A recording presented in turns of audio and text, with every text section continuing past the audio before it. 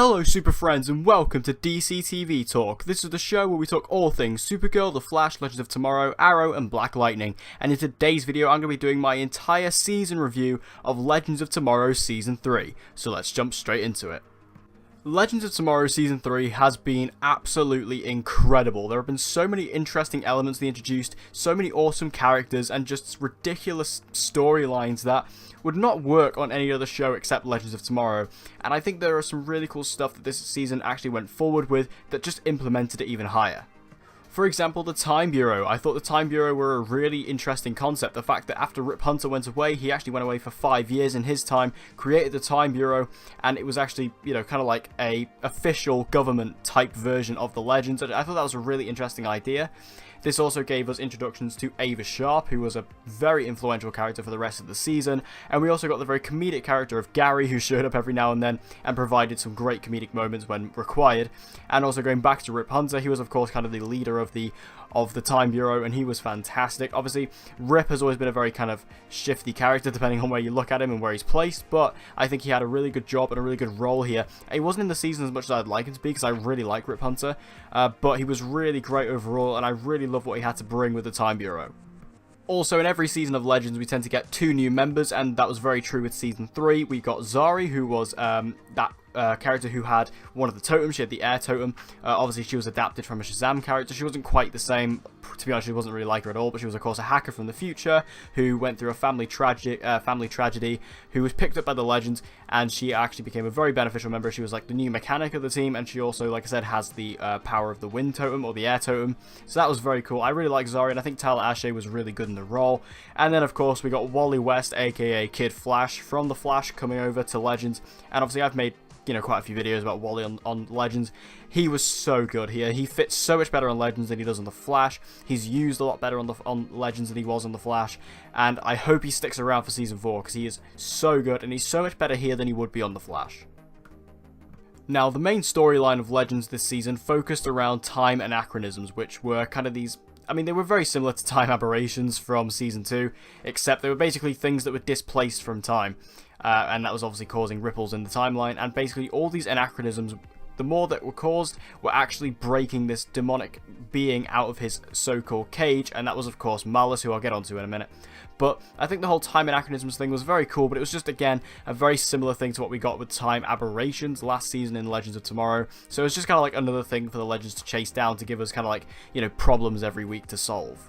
We also got a few good antagonists this season. We got Damien Darhk, who I was so happy to see step up here because he was really good in Legends of Tomorrow Season 2 on the Legion of Doom. He was so much better on Legends than he was on Arrow. It was really great to see him, and he is fantastic here. This is the best Damien Darhk has ever been. He's so entertaining. He's got such a good screen presence to him. Also, his daughter, Nora Darhk, is also on the show, who I didn't love Nora. I thought she was okay, but she had some good moments here and there. We also got Kuasa, who was the granddaughter of Amaya. She was really good. She was the bearer of the water totem, so that was sort of her connection to the story. And I really like her arc in the season. She went down a really interesting story arc. And then we also got Grodd, which Grodd, it's always fun when we see Grodd, but he's always I always feel he's a bit too big and overblown, even for Legends. I feel like he just kind of, shows up maybe once on The Flash, and that was maybe good enough. I just feel like when they introduce Grodd, it's always a bit weak. And of course, the main villain of the season was Malice, who was this huge demon character who basically they hid until the penultimate episode, and he was just a master of special effects. Like, considering this is TV and considering this is Legends, this looked incredible, and I really loved Malice. I thought it was really cool. When he was first revealed, I did feel it a bit underwhelming, but when it got to the finale, I really enjoyed what Malice had to bring to the show, and I think his look, while was very ridiculous, again, Legends just gets away with that kind of thing, and it just had this really awesome link to certain other characters. Now, I spoke a couple of times about the Amasi totems, or the Amafi totems, I don't quite remember what it was, but the 6 totems, anyway, that were being collected this season to fight against Malice, and I loved this. This was probably my favourite story element of the season, was the totems. I thought it was so cool, because I'm a big fan of kind of like elemental powers. Like, I was a big fan of Avatar: The Last Airbender. I think that, seeing this kind of thing was really awesome on Legends. So obviously we got the main ones like air, water, fire, and earth, and then we also had death, and then we also had spirit totem, which obviously we see before thanks to Amaya. But it was really cool to have these 6 totems. Like, we had to collect them, and they would keep going back and forth from the Legends to the Darks, and it was kind of like this constant cat and mouse game. And you know, by the end, they didn't even work. But it was still really cool, and I love the element. And actually, especially when we got to the finale, and it's like each one of them, like each member of the Legends had their own totem to actually, you know, each totem had to be wielded by someone. It was really cool to see how they were kind of put to each member, and I thought the totems were just such a cool element. And I'm really sad they're gone now, but it's definitely been my favourite story element for Season 3. Now, this season also had an extremely mystical side to it because of the character of John Constantine, who became a recurring character on the show. Now, granted, he was a guest star in every episode he was in. He was only in 3 episodes, but he was fantastic when he was there, and obviously now it was kind of testing the waters a little bit, and now we know that John Constantine is going to be a series regular in Season 4, which is tremendous news. And I think that Matt Ryan obviously embodies Constantine. He's the only actor who could really ever pull off Constantine. You know, I'm sorry, Keanu Reeves, but you're not quite Matt Ryan when it comes to Constantine. And he just nails the role. He just embodies every single mannerism of John. And he's so good in every single episode he's in. And he really had that interesting link to the season that the Legends didn't have. You know, like the Legends didn't have that mystical, supernatural link, but that's what they got with Constantine. And it's going to be really cool to see how Constantine develops and gets on next season as a full-time member of the Legends. And we also lost some Legends this season. We got rid of Amaya, who has now gone back to her original time period, which is something we all knew was going to happen. It was just kind of a matter of when. And given the Totem storyline this season, it made so much sense that when the Totems went, it would make sense for Amaya to go. We also had Jax leave this season, which was very sad for me. I love Jax. But of course, Jax left because of the death of Martin Stein. We did actually lose a legend as well. We lost Martin Stein, who of course died during the Crisis on Earth X crossover. And after that, after he died, that basically left Jax with no powers and no purpose. That's what led to Jax leaving the team. It was really nice to see Jax come back for the finale. I thought that was really cool. We may see Jax pop up every now and then again, but it was really nice to see him. Unfortunately, he is gone now. And also, there are kind of rumours and speculation that Amaya is not necessarily going to be back next season, but Maisie Richardson-Seller is going to be back next season as a different character. What that means, we'll have to wait and see, but we did lose some Legends this season, and Martin Stein's death was one of the most emotional moments in the Arrowverse. I was honestly crying my eyes out when Martin was dying, and it was just Jax's reaction to it that really hit me. And I think the Legends we lost this season were definitely impactful, but ones that worked quite well. And given that this is a CW show, we have to talk about romances, and in this, the main one we got was Ava Lance, which was the relationship between Ava and Sarah Lance. A really good relationship. It really obviously brought up the LGBT community, and it really was a good way to bring that into the show a bit more. And I think that they will really work. Like, they were one of the better Arrowverse couples out there, like kind of like up there with like Cisco and Gypsy as being like the ones that they just don't focus on too much, and that's why they work better.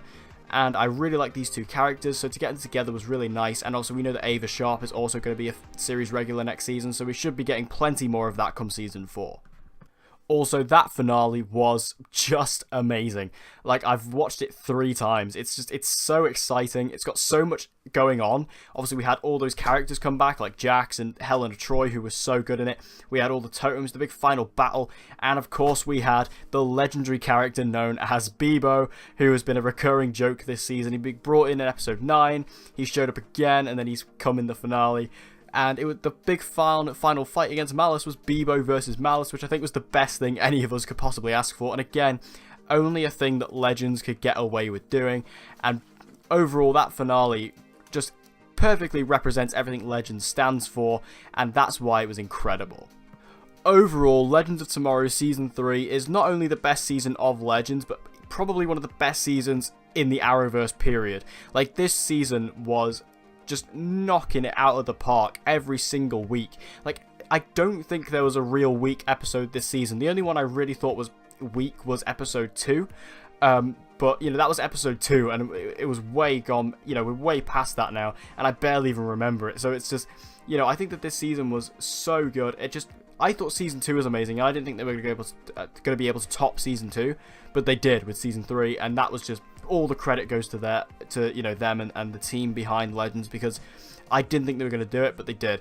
And I think that the finale just really cements everything that Legends represents and everything it stands for, and I think that that is truly amazing. And also, like I said, I think this is one of the best seasons of DC TV that we've ever had, and easily the best, season of this current season, if you get what I mean. You know, out of Arrow Season 6, Flash Season 4, Supergirl Season 3, and Legends Season 3, I think Legends Season 3 is easily the best one. It's just, like I said, every episode is so fun and just so ridiculous, but just so self-aware at the same time. that it's just fun to go back to every week, and you get excited to go back to and watch Legends every week, and Season 3 has really cemented that idea for me. So what did you guys think of Legends of Tomorrow Season 3? If you've seen all the season, tell me in the comment section below what you thought about it, what you liked, what you didn't. Let's have a massive discussion down in the comments about Legends of Tomorrow Season 3, because it is such an exciting season, and, you know, I guess we just now have to look forward to what's to come for Season 4. So thank you guys for watching this video. I hope you enjoyed it. If you did, please give it a like. It will help me out a lot. And share this video with anyone and everyone you know who loves DC TV and get them to join the community. And as always guys, please subscribe for all of your latest content on Supergirl, The Flash, Legends of Tomorrow, Arrow and Black Lightning. And with all that said guys, I hope to see you again in my next video.